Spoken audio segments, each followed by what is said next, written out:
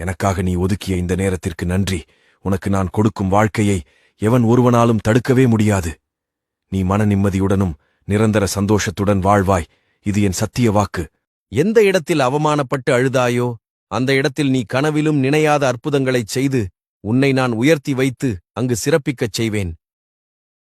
50 வயதில் கூட வரும். ஆனால் ஆசைப்பட்ட வாழ்க்கை அந்தந்த வயதில் மட்டுமே வரும்.